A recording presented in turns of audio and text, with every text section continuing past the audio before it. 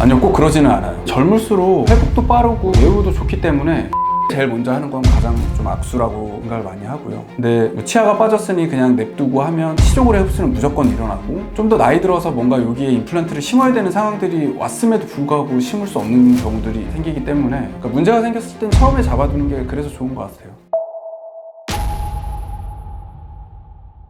저희 병원 같은 경우에는 보통 50대에서 80대 사이 분들이 많이 오세요. 젊은 층은 확실히 40대 분들이 좀 많이 늘기는 했고요. 40대 분들도 그렇게 드문 상황은 아니고 20, 30대에서 오시는 분들은 보통은 사고인 경우가 좀 많은 것 같아요. 아니면 예전에 좀 어렸을 때 신경치료나 이런 치료들을 받았던 치아들 때문에 오시는 경우도 있고, 아니면 집안 내력이 좀 잇몸이 안 좋으셨던 분들, 뭐 특수한 경우 아닌 이상 거의 젊은 분들은 사실 많이 오지는 않으세요.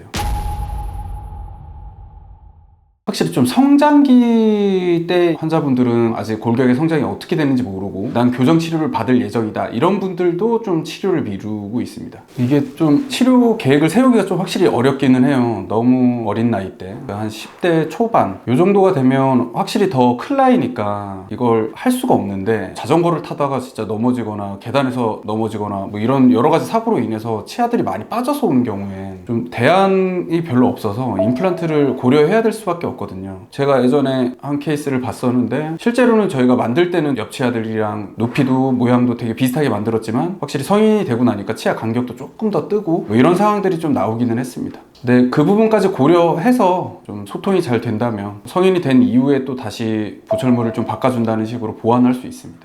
보통은 완전한 골격적인 성장이 끝난 다음에 진행해보자 라고 이야기를 많이 해요. 본인이 정말 원하면 좀 더 이런저런 이야기를 하고 나오게 될 이제 문제점에 대해서도 확실히 고지를 해놓고, 그러고도 원하시면 해야 되겠다라고 생각은 해요. 근데 그렇게까지 이야기를 하면 보통 대부분은 좀 더 크고 오신다고 생각을 많이 하는 것 같아요. 왜냐면 본인 몸에다가 하는 거니까 아무래도 좀 부담스러워 하시죠.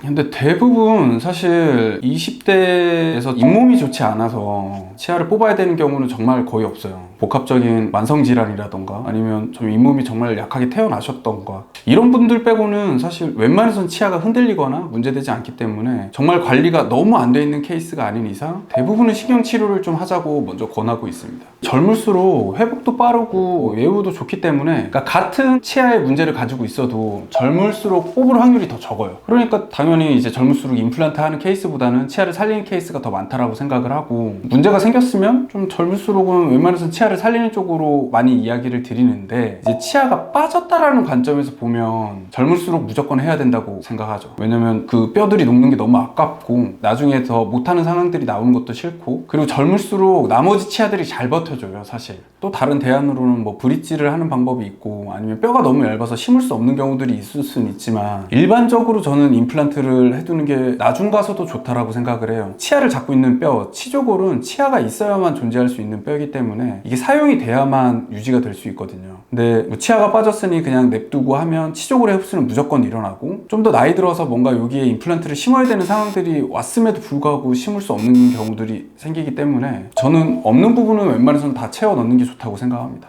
치아 공간이 비어 있는 경우에 옆 치아들이 좀 그 공간을 상쇄시키기 위해서 조금씩 이동을 하면서 그 공간을 먹는 경우들이 있거든요. 근데 이런 경우에는 옆 치아들도 안 좋아져요. 정말 문제는 많이 생기죠. 아까 말씀드렸듯이 치아가 없으면 치조골은 계속 녹아요. 흡수가 될 수밖에 없고, 그러지 않는 분들도 있지만 나중 가면 진짜 심기 힘들 정도로 뼈가 이미 소실되어 있는 분들도 많기 때문에, 저는 젊었을 때일수록 더 빨리 해야 된다고 생각해요. 그러면 젊은 나이에 임플란트를 했을 때 관리를 잘해도 10년마다 주기로 계속 교체를 해줘야 돼요? 아니요, 꼭 그러지는 않아요. 그러니까 확실히 문제가 있거나 뭐 윗부분에 뼈가 녹았거나 이런 거 아니면 절대 뭐 10년마다 굳이 멀쩡한 걸 교체할 필요는 없죠. 뭐 보철물 정도는 좀 깨지거나 할 수 있기 때문에 뭐 교체하는 사항들이 나올 수 있지만 10년마다 꼭 바꿀 필요는 없습니다. 의학적으로 10년마다 꼭 교체해야 돼 뭐 이런 게 정해져 있지는 않아요. 가끔 보면 한 20년, 30년 전에 하셨던 분들도 정말 잇몸 하나 녹지 않고 오시는 분들도 있어요. 그래서 이거는 정말 사람마다 다르다 생각을 많이 합니다. 이게 확실히 예전보다 또 기술도 좋아져서, 예전에는 정말 좀 무식하게 엄청 큰 두꺼운 임플란트를 많이 심었는데 요즘은 그러지 않아도 충분히 잘 버티거든요. 그래서 정말 주기적으로 치과만 좀 갈 수 있으면, 계속 좀 검진을 받으면, 문제가 생길 것 같을 때 치료를 받는 게 제일 좋은 것 같아요.